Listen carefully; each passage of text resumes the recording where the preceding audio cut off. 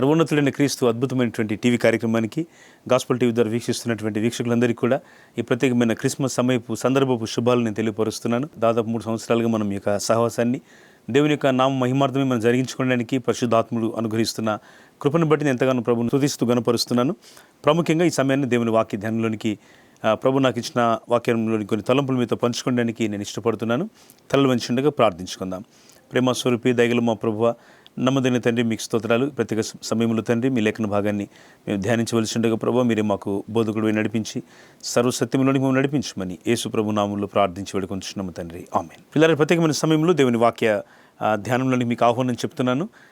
కలిసి చదువుకుందాం. వాక్యాన్ని తెరవండి. ఫిలిప్పీయులకు రాసిన పత్రిక 2వ అధ్యాయము 5-6 వచనాలు చదువుకుందాం. క్రీస్తు యేసునకు కలిగిన ఈ మనసు మీరును కలిగి ఉండుడి. ఆయన దేవుని స్వరూపము కలిగిన వాడి ఉండి దేవునితో సమానముగా ఉండుట విడిచిపెట్టకూడని భాగ్యమని ఎంచుకొనలేదు.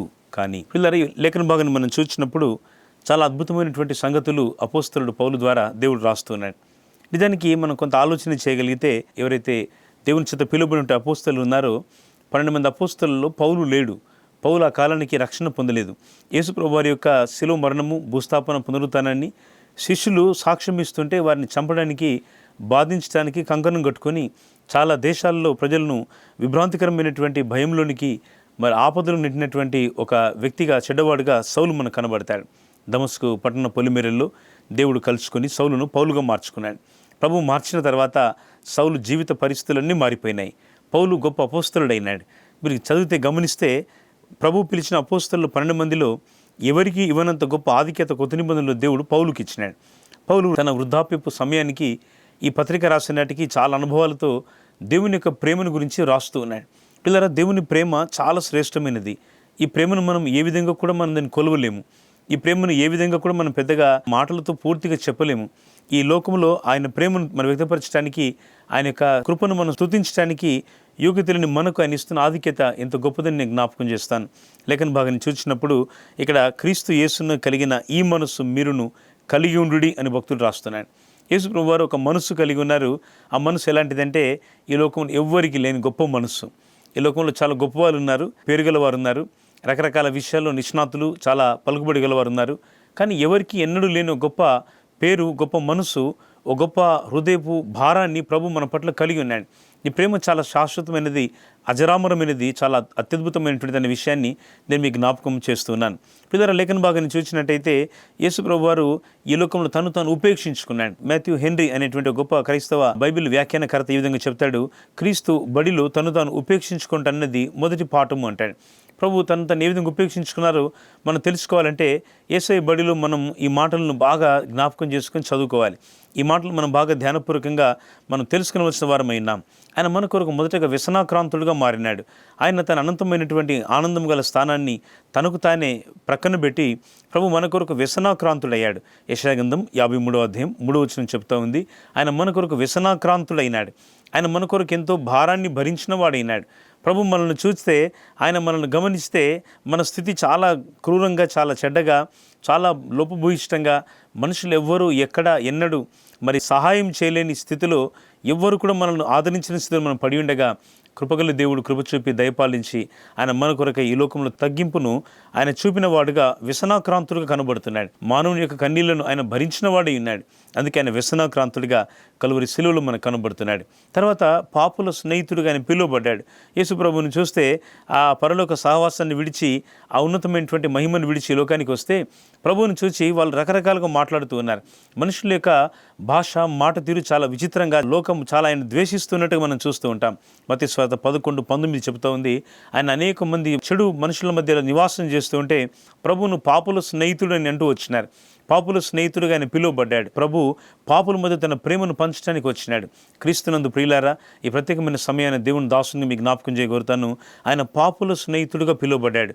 ఆయన పాపముగా చేయబడ్డాడు. మన కొరకు ఆయన ఎంతగానో తగ్గించుకున్నాడు. జక్కయ్య అనేటువంటి చాలా ధనవంతుడైనటువంటి ఒక పాపి అయిన మనుషుని ఇంట ఆయన బస చేయడానికి వెళ్ళినట్టుగా వాక్యం చెబుతూ ఉంది. లూకా సువార్త 19వ అధ్యాయంలో ఎరికో పట్టణం అనబడినటువంటి ఆ యొక్క సువర్ణమైనటువంటి, చక్కని, అద్భుతమైనటువంటి, పేరుగలిగినటువంటి, సువాసన గల పట్టణముగా చెప్పబడుతున్నటువంటి ఎరికో పట్టణానికి యేసు ప్రభువు వారు వస్తే ఆయన పట్టణంలో సంచరిస్తూ జక్కయ్య దగ్గరికి వచ్చినాడు. పాపుల స్నేహితుడిగా పిలువబడడానికి యేసుప్రభు పాపుల మధ్య నివాసం చేయడానికి వచ్చినాడు. అందరూ ఆశ్చర్యపడుతూ ఉన్నారు. యేసుప్రభు ఏంటి జక్కయ్య ఇంటికి రావటం ఏంటి? పాపముల చేత చాలా లంచగొండిగా చాలా ధనాన్ని సంపాదించుకొని దైవ విరుద్ధమైన జీవితాన్ని జీవిస్తున్నటువంటి ఒక మనుషుని దగ్గరికి ప్రభువైన యేసుక్రీస్తు వారు ఆ యొక్క యెరికో పట్టణంలో ఆయన సందర్శించి ఆయన దగ్గరికి వచ్చి ఆయన ఆ యొక్క మనుషులతో మాట్లాడుతుంటున్నాడు, జక్కయ్య త్వరగా దిగు, నేడు నేను నీ ఇంట ఉండవలసింది. పిల్లరా, ఈ ప్రత్యేక సమయాన్ని టీవీ కార్యక్రమం ద్వారా లేక సోషల్ మీడియాలో మీరు వాక్యాన్ని వింటుండగా ప్రభు మీతో చెప్తున్న మాట, నేడు నేను నీ ఇంట ఉండవలసింది. ప్రభు మన ఇంట్లో ఉండడమే నిజమైన క్రిస్మస్. యేసయ్య మన హృదయంలో ఉండడమే నిజమైన క్రిస్మస్. ఆర్భాటంతో చాలా పెద్ద విందు చేయడం కానీ, ఆర్భాటంతో చాలా పెద్ద ఉత్సవం చేయడం కానీ, ఉత్సాహంగా మనం ఏదో కార్యక్రమాలు చేయడం కానీ ప్రాధాన్యత కాదు. కానీ ముందుగా యేసుప్రభు మీ హృదయంలో ఉండడానికి మీరు స్థానం ఇవ్వాలి. మీ హృదయంలో యేసుప్రభు వారికి కొంత చోటు ఇవ్వడానికి మీరు ఇష్టపడాలి. దేవుని వాక్యం అంటా ఉంది, నువ్వు మొట్టమొదటిగా దేవుని సన్నిధిలో నిన్ను అంగీకరించు, నీవు పాపివని అంగీకరించు. Accept the lord. ప్రభువును నువ్వు అంగీకరించవలసిన విషయాన్ని నేను మీకు జ్ఞాపకం చేస్తున్నాను. మనము అనుకునేటువంటి మంచి లక్షణాలు మన యొక్క వ్యక్తిగత రక్షణకు ఆటంకంగా కొన్నిసార్లు ఉంటూ ఉంటాయి. మన యొక్క స్వనీతి, మనకున్నటువంటి మంచితనంగా మనం భావించేది దేవుని దగ్గర మురికి గుడ్డల్లా కనబడుతూ ఉంది. యెషయా గ్రంథం 64:6 చెప్తోంది, మన నీతి క్రియలన్నీ దేవుని దగ్గర మురికి గుడ్డల్లాగా ఉన్నాయట. ఉపయోగం లేనటువంటి దుస్తుల్లాగా అవి పడి ఉన్నాయి మన నీతి క్రియలు. అందుకే నీతి క్రియలు మనం రక్షించలేదు. హృదయంలో పాపం ఉండొచ్చు చాలా మందిలో. మార్కు సువార్త 7:22 అంటా ఉంది, అనేక సార్లు హృదయంలో పాపం వలన కలిగినటువంటి స్థితి భక్తుడైనటువంటి పౌలు రాస్తూ రోమపత్రిక 3:23 అంటున్నాడు, మనం అందరము తప్పిపోయి ఉన్నాము అంటున్నాడు. ఎక్కడ తప్పిపోయామంటే లోకముతో మన ప్రయాణం సాగుతుండగా మనం తప్పిపోతూ ఉన్నాం. దేవునికి ఇష్టమైన ప్రయాణాన్ని చేయక లోకానుసారమైన ప్రయాణాన్ని చేస్తూ ఉంటే మనం చాలాసార్లు తప్పిపోతూనే ఉంటాం. తప్పిపోయిన జీవితమే ఉంటుంది. చాలాసార్లు తప్పిపోయిన కుమారుడు అని పలుమార్లు మనం పలుకుతూ ఉంటాం. ఎన్నిసార్లు తప్పిపోయిన ఈ సంవత్సరాంతం ముందు పరీక్షించుకున్న మంచిది ప్రియులారా. సంవత్సరం ఆది నుండి సంవత్సరాంతం వరకు దయగల మన దేవుని దృష్టి, కాపుదల, సంరక్షణ మన మీద ఉంటుండగా ఆయన కృప చూపి దయపాలించి ఆయన నేను హక్కును చేర్చుకొని నేను బలపరచుటకు, స్వస్థపరచుటకు యేసు నీ లక్ష్యము కలిగి ఉన్నాడు. హల్లెలూయా, దేవునికి స్తోత్రం. నువ్వు అంగీకరించు. Accept the lord. ప్రభువును అంగీకరించు. నీ పాపమును ఒప్పుకొని, ప్రభు నా యొక్క బలహీనత, నా విధేయత, నాలాంటి సొంత మనసు, నాలాంటి సొంత చిత్తము దేవా తీసివేయమని ప్రభు దగ్గర నువ్వు రాగలిగినట్టయితే కృపగల దేవుడు నేను రక్షించుటకు, నేను స్వస్థపరచుటకు, నేను బాగు చేయుటకు ప్రభు యేసు నిరీక్షిస్తున్నాడు, అని ఎదురు చూస్తున్నాడు. రెండవదిగా అంగీకరించు ఉంటుంది వాక్యం. అంగీకరించడంతో పాటు విశ్వసించము అంటుంది. అంగీకరించిన తర్వాత విశ్వాసం ఉంచడం చాలా ముఖ్యం. యేసుప్రభునందు విశ్వాసం ఉంచుట అనగా మన పాపములన్నీ కూడా ఆయన సిలువలో భరించినాడు. ఆయన నీ పాపము, నా పాపము, సర్వ మానవాళి యొక్క పాపమును కలువరి సిలువలో ఆయన భరించిన వాడై ఉన్నాడు. ఆయన చనిపోయి 3వ నాడు తిరిగి లేచిన వాడై ఉన్నాడు.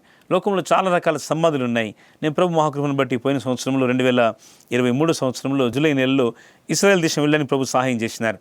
ఆ స్థలంలో ప్రభు యేసుక్రీస్తు వారి యొక్క సమాధిని చూసినప్పుడు అది ఖాళీ సమాధి. అక్కడ ఆ యొక్క రాయి దొర్లించబడినట ప్రభు అక్కడ పునరుత్థానుడై లేచిన అనుభవానికి నేను నా కనులారా చూసినప్పుడు చాలా నేను ఆశ్చర్యపడుతూ ప్రభువును స్తుతించిన ఆనంద భాష్పాలతో, పిల్లారా యేసు సజీవుడు, ఆయన నీ యొక్క మృతమైన స్థితిని బాగు చేయుటకు నువ్వు విశ్వసించినట్టయితే, నువ్వు నమ్మినట్టయితే ప్రభు నీకున్నటువంటి మరణకరమైన లేక శాపగ్రస్తమైన దుస్థితిని, అన్యాయముతో సాతాన్ని హృదయాన్ని పడగొట్టి నిన్ను చాలా బాధించినట్టయితే, నువ్వు ఆయనకు దూరంగా వెళ్ళిపోయినట్టయితే ఇది నా మంచి దినం, ఒక మంచి అవకాశం ప్రభు నీకు ఇస్తున్నారు. నువ్వు ఆయన విశ్వసించుమని ప్రభు అంటున్నాడు. నువ్వు ఆయన విశ్వాసం ఉంచుమంటున్నాడు. నువ్వు ఆయన విశ్వాసం ఉంచినట్టయితే నువ్వు ఆయన నీ రక్షకునిగా ప్రభువును నీ భారములు భరించేవాడుగా నువ్వు చూస్తావు. ప్రభు నా భారములు భరించే దేవుడు. ఒక అద్భుతమైన పాట ఉంటుంది, అనుదినము మా భారము భరించే దేవా, అనిశము నీ మేళ్లతో నింపుచున్నావు. ప్రభు మన భారాన్ని భరిస్తూనే ఉన్నాడు. ఆయన అలసిపోకుండా, విసుగు పడకుండా, వ్యసన పడకుండా ఆయన మన భారాన్ని భరిస్తూనే ఉన్నాడు. ఎంత ప్రేమ! ఆ ప్రేమ ఎంత గొప్పదో కదా. నువ్వు ఆయన అంగీకరిస్తే, నువ్వు ఆయన విశ్వసిస్తే, మూడో మాట నువ్వు ఆయన ఒప్పుకుంటే, if you confess, if you accept, if you believe, if you confess. నీవు ఒకవేళ ఒప్పుకున్నట్టయితే నీ హృదయంలో నమ్మిన దానిని మాటల ద్వారా చెప్పాలి. నువ్వేది నమ్మినావో దాన్ని నువ్వు మాట ద్వారా చెప్పాలి. నీ మాట ద్వారా తెలియపరచాలి. ప్రభువా, నేను నా హృదయపూర్వకంగా ఒప్పుకుంటున్నాను, నేను పాపిని ఉండగా నా కొరకు శిక్షను శిలువ మ్రానుపైన భరించినావు. నీవు నా కొరకు అనేకమైన హింసలను భరించినావు. నీవు నా కొరకు కొట్టబడ్డావు. నీవు నా కొరకు ప్రభు హింసలు, అనేకమైన కన్నీళ్లు, వేదనలు ప్రభు నీవు నా కొరకు పొందినావు. నేను నమ్ముచున్నాను ప్రభు. నా అనుకూలతల్లో, నాకున్న దుస్థితిలో, నాకున్నటువంటి విషమ పరిస్థితులలో ప్రభు నేను నిన్నే నమ్ముచున్నాను. నీవే నా రక్షకుడవు. చాలా సింపుల్ మాట. ప్రభువా నీవు నాకు దేవుడిగా ఉండము, రక్షకుడిగా ఉండము. మీరు వాక్యం వినిచుండగా మీ హృదయం తెరిచి ప్రభుత్వం చెప్పుకోండి. మీరు ప్రయాణం నుండి ఈ మాటలు వింటున్నట్టయితే, మీ విశ్రాంతి స్థలంలో మీరు కూర్చొని ఈ మాటలు మీరు ఆలకిస్తున్నట్టయితే హృదయపూర్వకంగా ప్రభువుని మీరు ఒప్పుకోండి. మీరు ఆయన సన్నిధిలో హృదయపూర్వకంగా మీరు ప్రణమిల్లండి. వాక్యం అంటూ ఉంది మార్క్స్ వార్త 16:16 నమ్మి బాప్తిస్మం పొందినవాడు రక్షింపబడును అంటున్నాడు. నమ్మని వానికి శిక్ష విధింపబడును అంటున్నాడు. నువ్వు నమ్మినట్టయితే నీకు మోక్షం, నీకు రక్షణ, నీకు ఆశీర్వాదం, నీకు దీవెన, నీకు దేవుని సమాధానం, దేవుని యొక్క నిత్య జీవం కలుగుతుందని వాక్యం తెలియజేస్తూ ఉంది. కనుక నువ్వు నమ్మి బాప్తిజం పొందిన నిన్ను ఇష్టపడి ప్రభు సన్నిధికి రమ్మని ప్రభు పిలుస్తున్నాడు. ప్రయాసపడి భారం మోసుకొని వచ్చిన సమస్త జనులారా నా ఇద్దరికి రండి, నేను మీకు విశ్రాంతి కలుగజేస్తానని దేవుడు పిలుస్తున్నాడు. ఈ విశ్రాంతి లోకంలో ఉన్నటువంటి విశ్రాంతి కాదు కానీ, లోకంలో అన్నపానీయముల వలన, ధనం వలన, ఆస్తి వలన కలిగేటువంటి విశ్రాంతి కాదు కానీ, కేవలము ప్రభు చేత కలిగే ఒక గొప్ప విశ్రాంతి అని మీకు జ్ఞాపకం చేస్తున్నాను. అందుకే ఆయన తగ్గించుకున్నాడు. ఆయన చాలా తగ్గింపగలిగిన వాడై పాపుల మధ్య ఆయన స్నేహితుడిగా తిరిగినాడు. పాపులతో స్నేహం చేసిన వాడుగా ఉన్నాడు. తర్వాత నిషేధింపబడిన రాయిగా పిలువబడ్డాడు. ఎక్కడ నిషేధింపబడిన రాయిగా ఉన్నాడో అక్కడ ఆయన తలకు మూలరాయి అయినాడు. హల్లెలూయా. పేతురు మొదటి పత్రిక 2వ అధ్యాయం 7వ వచనం చెప్తా ఉంది, నిషేధింపబడిన రాయి మూలకు తలరాయిగా మారిందండి. నిషేధింపబడిన జీవితము తలరాయిగా దేవుడు, మూలరాయిగా దేవుడు చేసినాడు. అవును, ప్రభుని అందరు తిరస్కరించారు, నిషేధించినారు, ఆయనను కొరడాలతో కొట్టారు, ప్రభును ఆ యొక్క కొండపైన సిలువ వేసి బాధించినారు, శ్రమల పాలు చేసినారు. ఈవెందో ఈ పరిస్థితులు ఈ విధంగా ప్రతికూలంగా ఉన్నప్పటికీ కూడా ఆయన తనను తాను ఉపేక్షించుకొని తగ్గించుకొని ఒక గొప్ప అద్భుతమైనటువంటి ప్రేమను కలువరి శిలువలో ఆయన తన జనులందరి కొరకు చూపడానికై ఆయన నీ కొరకు నా కొరకు తన ప్రేమను చూపటకి ఈ లోకానికి వచ్చినాడు. ఎంత మాధుర్యవంతమైన ప్రేమ ఇది, ఎంత శ్రేష్టమైన ప్రేమ.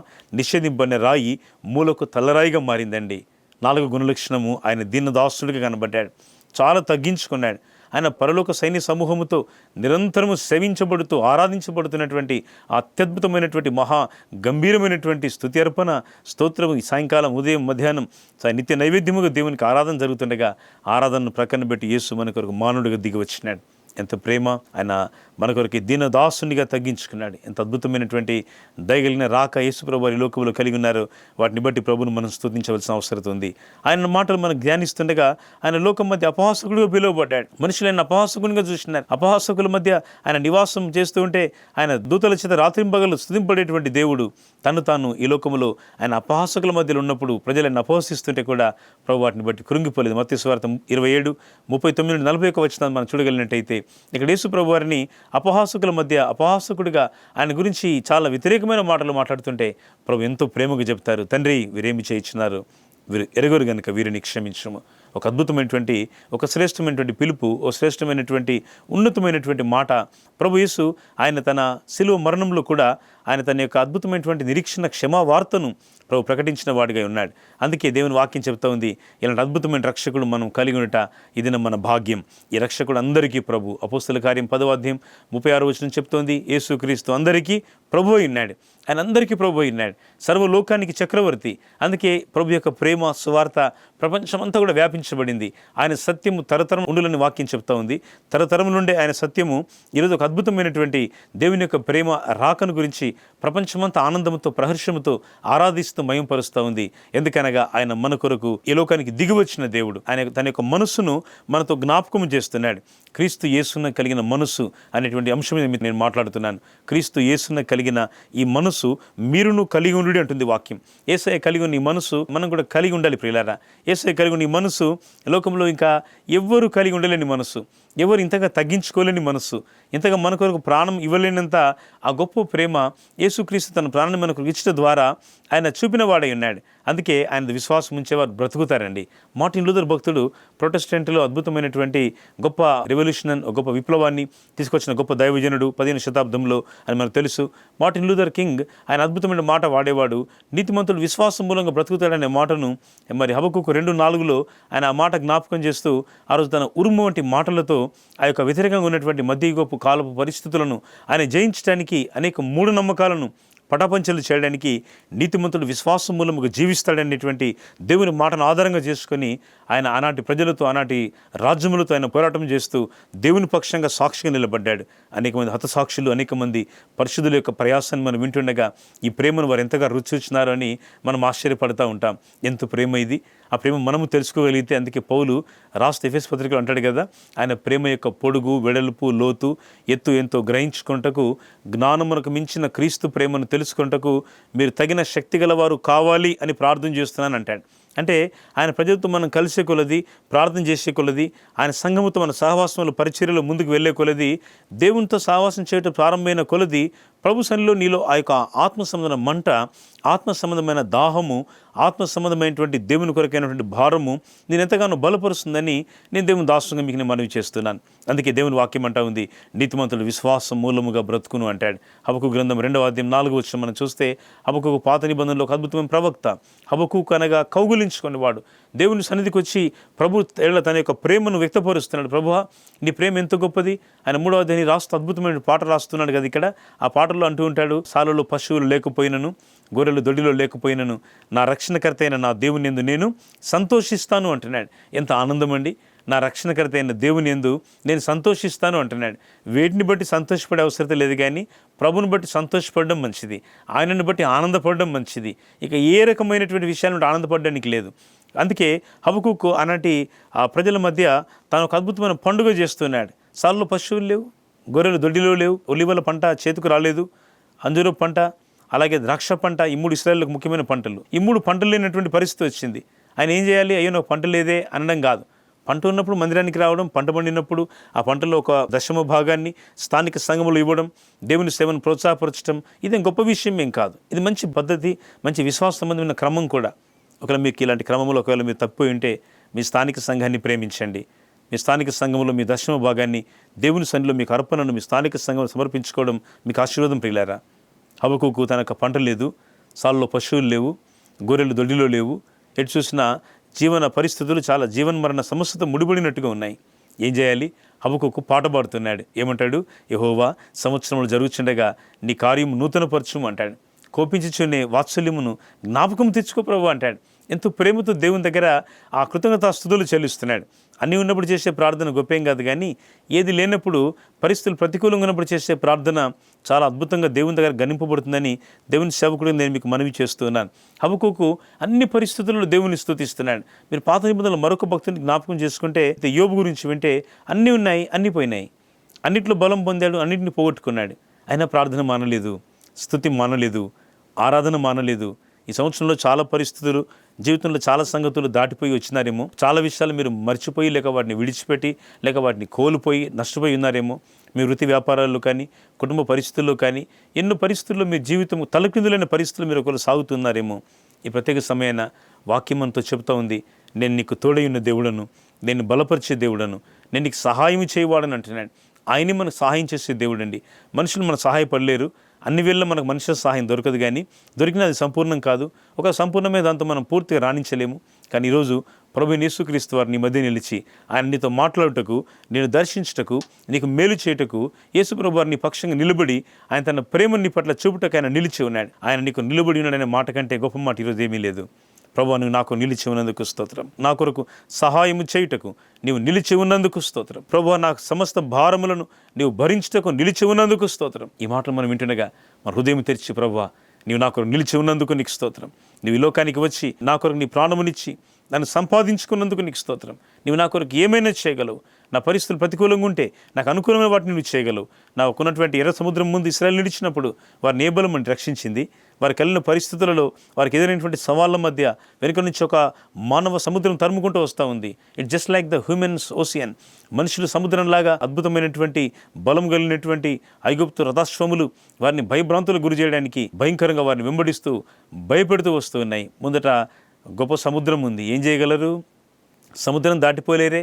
సముద్రం దాటడానికి బలం సరిపోదే. చిన్నలు, పెద్దలు, వృద్ధులు, యవనులు, సమస్తమైనటువంటి పశు సంపద, ఎన్నో రకాల వస్తు వాహనాలతో వస్తున్న వీరు ఎక్కడికి పోగలరు?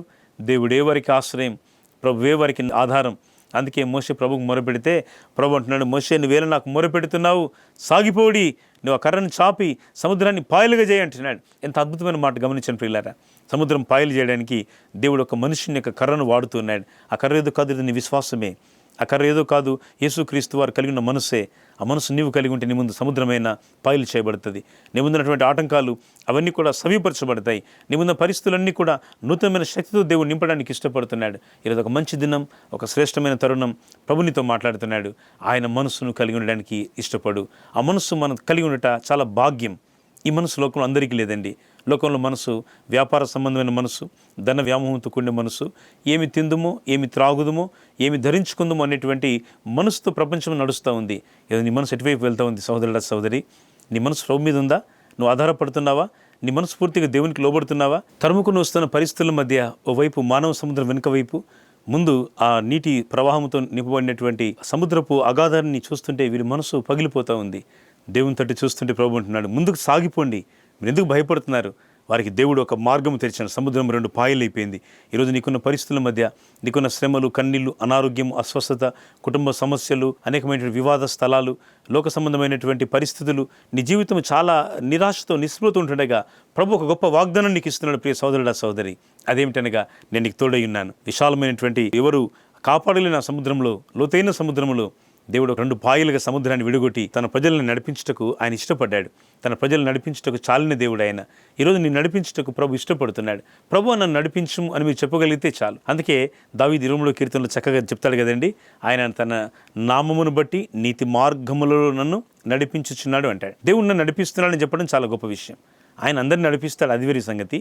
కానీ యేసయ్య నిన్ను నడిపిస్తున్నాడు అనేది ప్రశ్న ప్రియులారా. ఆయన నన్ను నడిపిస్తున్నాడు అనేటట్టుగా మన విశ్వాసం ఉండాలి. ప్రభువా, నీవే నన్ను నడిపించు. లోకము కాదు, పరిస్థితులు కాదు, అననుకూలమైన విషయాలు కాదు, నీవే నన్ను నడిపించాలి. దేవ, లోకంలోని అనేక ప్రవాహములలో, అనేక ఇబ్బందుల్లో ప్రభు నేను సాగిపోతుండగా నీవే నాకు జీవపు ఊట, నీవే నాకు నిరీక్షణ ఆధారం, నీవే నన్ను నడిపించేవాడు ప్రభువా. ఇంత అద్భుతమైన ప్రార్థన. అందుకే తన జీవితపు చివరి దశలో దావీదు భక్తుడు చేస్తాడు, దేవా, నిశ్చితానుసారంగా ప్రవర్తించుటకు నాకు నేర్పు, దయగల నీ ఆత్మ సమభూమి గల ప్రదేశమందు నన్ను నడిపించునుగా. కానీ భక్తుడు చాలా అద్భుతమైన ప్రార్థన దేవుని సన్నిధిలో తను ప్రార్థన చేస్తూ ఉన్నాడు. ఏమిటా ప్రార్థన? నీవే నన్ను నడిపించాలి. నా జ్ఞానం కాదు, నాకున్నటువంటి డబ్బు కాదు, నాకున్నటువంటి వనరులు కాదు, నాకున్న ఏదో తెలివితేటలు కాదు ప్రభువా, నీవే నన్ను నడిపించాలి. ప్రియులారా, యవనస్తులారా, ప్రభు మీ జీవితంలో అనేకమైన గొప్ప కార్యాలు, మీ యొక్క జీవితం నిర్ణాయక సమయాల్లో కూడా మీరు తీసుకున్న నిర్ణయాల్లో కూడా దేవుడు మీకు మేలు చేసి మీకు మంచి జ్ఞానయుక్తమైనటువంటి జీవితాన్ని, రక్షణకరమైనటువంటి దేవుని ఆనంద ప్రవాహంలోని బావుల్లో నీళ్లు మీరు త్రాగునట్టుగా మీ హృదయాలను దేవుడు సిద్ధపరచాలని కోరుతున్నాడు. చేయవలసిన ప్రార్థన, ప్రభువా, నేను నిన్ను అంగీకరిస్తున్నాను, నీవు నన్ను దర్శించము, నీవు నన్ను నడిపించము ప్రభువా, నన్ను నడిపిస్తే చాలు. దావీదంతటి వాడు, ఇశ్రాయేల్ రాజు, 40 రాజ్యాలు సామంత రాజ్యాలపైన రాజు, దేవుని నడిపింపును మనస్ఫూర్తిగా కోరుకున్నాడు. ఈరోజు మీరేం కోరుకుంటున్నారు? ఆయన మనసు మీలో ఉందా? ఆ చిత్తానికి మీరు లోబడుతున్నారా? ప్రభు యేసు మీకు ఆయన సంపూర్ణమైనటువంటి క్షేమమును, ఆయన మీకు సంపూర్ణమైనటువంటి మహిమను మీకు ఇచ్చేవాడుగా ఆయన ప్రత్యక్షమవుతుండగా మీ హృదయం తెరిచి, ప్రభువా, నీవు నాలోనికి రమ్ము, నన్ను నడిపించుము, నాకు సహాయం చేయము, నన్ను నీవు బలపరచుము ప్రభు అని మీరు కోరుకోగలిగినట్టయితే కృపగలిగిన ఈ రాజు మీ ప్రభుగా ఉంటాడు. ఆయన మీకు రక్షకుడుగా ఉంటాడు. మీ ఇంటికి, మీ కుటుంబానికి, మీ వృత్తి వ్యాపారాలకి ఈ రక్షకుడు ప్రభువుగా ఉండి మీ జీవితాన్ని సుసంపన్నము చేయగలడు. ఆఖరులో ముగిస్తూ జ్ఞాపకం చేస్తాము. ఫిలిప్పీలకు రాసిన పత్రిక 2వ అధ్యాయము 6వ వచనాన్ని చూడండి. ఆయన దేవుని స్వరూపము కలిగిన వాడై ఉండి దేవునితో సమానం ఉండుట విడిచిపెట్టకూడని భాగ్యమని ఎంచుకొనలేదు. కానీ యేసుప్రభు వారు ఈ లోకానికి రావడానికి ఉన్న ఆ ముందు నేపథ్యాన్ని మనం జ్ఞాపకం చేసుకుంటే, దేవునితో సమానముగా ఉండుట, తండ్రి, కుమార, పరిశుద్ధాత్మ దేవుడు ఏకత్వంలో త్రిత్వము, త్రిత్వములు ఏకత్వమైనటువంటి ఈ అద్భుతమైన మహాదేవుడు ఈ లోకానికి కుమారుడుగా దిగి వచ్చినాడు. ఆయన దేవునితో సమానంగా ఉండుట విడిచిపెట్టకూడని భాగ్యము అని ఎంచుకోలేదట. కింది వచనం ఉంటుంది, 7వ వచనంలో, మనుషుల పోలికగా పుట్టి దాసుని స్వరూపమును ధరించుకొని తన్ను తాను రిక్తునిగా చేసుకున్నాడు. ఆయన తను తాను రిక్తునిగా చేసుకున్నాడు, తను తాను ఖాళీ చేసుకున్నాడు, తనకున్న సమస్తాన్ని విడిచిపెట్టి ఆయన తగ్గించుకున్నాడు. ఇదేనండి తగ్గింపు. క్రైస్తవ జీవితంలో, విశ్వాస జీవితంలో మనం ఉండవలసిన తగ్గింపే. సంఘంలో కానివ్వండి, కుటుంబంలో కానివ్వండి, మన యొక్క వృత్తి వ్యాపారాల్లో కానివ్వండి, ఈ తగ్గింపే మనల్ని ఒక మంచి స్థితికి తీసుకొని పోతుంది. తగ్గింపు లేని చోట దేవుడు ఉండడు. ఎక్కడైతే గర్వం, అహంకారం ఉందో అక్కడ ప్రభు నివాసము చేయలేడు. ఆయన సాత్వికుల మధ్య ప్రభు తనకు తాను చెప్పుకుంటాడు, నేను సాత్వికుడను, దీన మనసు కలవాడను, కనుక మీ మీద నా కాడి ఎత్తుకొని నా యుద్ధ నేర్చుకోనండి. దేవుని వాక్యం అంటూ ఉంది, ప్రభు సాత్వికము గలవాడై ఉన్నాడు. ఆయన సాత్వికతను మనం అభ్యాసం చేయాలి. ఆయన సాత్వికుడు గుండి శిష్యుల పాదాలు కడిగిన వైనాన్ని మనం తలపోయారు. అప్పుడప్పుడు వాక్యాన్ని వినిపోవడం కాదు, కానీ మీకు అవకాశం ఉన్నప్పుడల్లా వాక్యం సంగతులను మీ మనస్ఫూర్తిగా తలపోయింది స్నేహితులారా. యేసు ఆయన తగ్గింపు గలవాడుగా, ఆయన దీనుడుగా తనను తాను తగ్గించుకున్నవాడికి లోకానికి వచ్చినాడు. అద్భుతమైన ఈ ప్రేమను బట్టి నేను ప్రభువును స్తుతిస్తున్నాను. ఈ ప్రత్యేక సమయాన ఆయన మన కొరకు వచ్చిన ఈ ఉద్దేశము, ఆయన కలిగి ఉన్నటువంటి ఈ మనస్సు, క్రీస్తు యేసు కలిగి ఉన్న ఈ మనస్సు మీరు కలిగి ఉండగలిగితే మీ జీవితాలు ఒక నూతన అధ్యాయంగా దేవుడు ప్రారంభిస్తారు. గడిచిన సంవత్సరాల్లో ఎక్కడ అవిధేయత, ఎక్కడ మీ హృదయాల్లో దేవుని యొక్క వైరము, లేక లోకంతో స్నేహము, లోక సంబంధమైన ఆశల పట్ల, ఆకాంక్షల పట్ల ఒక బలమైనటువంటి ఆశలు మీ హృదయాల్లో సాతాను తీసుకుని వచ్చి ప్రభుకు దూరస్తులు ఒకరు చేసి ఉంటే, ఇది ప్రభు అంటున్నాడు, నా తట్టు నువ్వు మల్లుకో, నువ్వు అంగీకరించు, నువ్వు ఒప్పుకో, నువ్వు నా దగ్గరికి వచ్చి విశ్వసించి విశ్వాసంతో నా తట్టు ప్రార్థన చేయి, నన్ను వెతికినట్టయితే నేను నీకు కనబడతాను. అందుకే ప్రభు మత్తయి సువార్త ఈ మాట చదివి ముగిస్తాను. 7వ అధ్యాయం 7వ వచనంలో, అడుగుడి మీకు ఇయ్యబడును, వెదకుడి మీకు దొరుకును, తట్టుడి మీకు తీయబడును. ఈ ప్రత్యేక సమయాన ప్రభు మిమ్మల్ని అంటున్నాడు, మీరు నన్ను అడగండి నేను ఇస్తాను, వెదకండి నేను దొరుకుతాను, తట్టండి నేను తలుపు తీస్తాను. ఆ తలుపు తీయడానికి సిద్ధంగా ఉన్నాడు. ఆయన మీకు అన్ని ఇవ్వడానికి సిద్ధంగా ఉన్నారు. మీరు చేయవలసిన ప్రభువా, నేను నీ తట్టు కనులు ఎత్తుచున్నాను, నీ తట్టు ప్రభువా నా ధ్యానం నుంచుతున్నాను, నీవే నన్ను నడిపించుము, నీవే నాకు తోడుగా ఉండుము, నీ మనసు నాకు దయచేయమని ప్రభుత్వమే చెప్పగలిగినట్టయితే, క్రీస్తు యేసు మనసు గలవారికి మీరు ఉన్నట్టయితే, ప్రభు మీ మనసులో ఆయన నివాసం ఉంటాడు. చిరస్థానముగా ఆయన ఎల్లప్పుడూ మీరు నివాసం ఉండేవాడుగా ఉంటాడు. చిరకాలము ఆయన మందిరములో నివాసం చేయనట్లు ఒకవేళ కాలాన్ని ముగిస్తే పరలోకములో ఆయన యొక్క చిరాగృహములో, యెహోవా మందిరంలో, పరలోకములో కూడా నివాసం చేయవారుగా దేవుడు దీవిస్తాడు. అందుకే భూ సంబంధంగా భూమి మీద దేవుని మందిరాన్ని ప్రేమిస్తే నువ్వు పరలోక మందిరాన్ని ప్రేమిస్తావు. నీ మందిరాన్ని, స్థానిక సంఘాన్ని ప్రేమించకపోతే, మీ దైవజనుల మాట వినకపోతే, ప్రార్థన కూడిక రాకపోతే, నీ ఆత్మ పరలోక సీయంలో ఎలా ఉండగలదు? పరలోక ఆనందాన్ని ఎలా పొందగలదు? అందుకే ప్రభువు మాట్లాడుతున్నాడు, ఈ పూట మీ హృదయపూర్వకంగా క్రీస్తు యేసును కలిగిన ఈ మంచి మనస్సు మనం కూడా కలిగి ఉండాలి. ఈ మనసు మనకి ఇవ్వడానికే యేసు దిగి వచ్చినాడు. దేవుడి మాటలు మన వెనుకిడిలో దీవించును గాక. ఆమేన్. ప్రియులారా, సమయంలో మనం ప్రార్థించుకొని ఈ కార్యక్రమాన్ని ముగించుకుందాం. మా ప్రేమ గల పరలోకపు తండ్రి, ఘనమైన దేవా, మీకు స్తోత్రాలు. ప్రత్యేక సమయంలో మీరు అనుగ్రహించిన కృపా సమాధానం బట్టి మీకు వందనాలు. మీరు కలిగి ఉన్న మనస్సు ఎలాంటిదో మాకు మీరు జ్ఞాపకం చేస్తూ వచ్చినారు. మీ మనసు కలిగి మేము జీవించడానికి మాకు నేర్పించండి. మరోసారి ప్రభువా, నైనా మీ యొక్క లేఖన భాగాన్ని, మీ యొక్క రక్షణ వాక్యాన్ని అనేకులు వినిన్నారు ప్రభువా. బిడ్డల హృదయాల్లో కూడా ఒక నూతన మార్పు మీరు దయచేయండి. మరోసారి నైనా మీ యొక్క పరిపూర్ణ విడుదల, స్వస్థత వారి హృదయాల్లో కలిగించమని ప్రార్థిస్తూ, సర్వోన్నతులైన క్రీస్తు ప్రేక్షకులందరినీ కూడా దేవా, మరి గాస్పల్ టీవీ ద్వారా ఇంకా అనేక మాధ్యమాల ద్వారా ప్రజలు వాక్యం వింటుండగా మీరు దీవించండి, ఆశీర్వాదకరంగా చేయండి.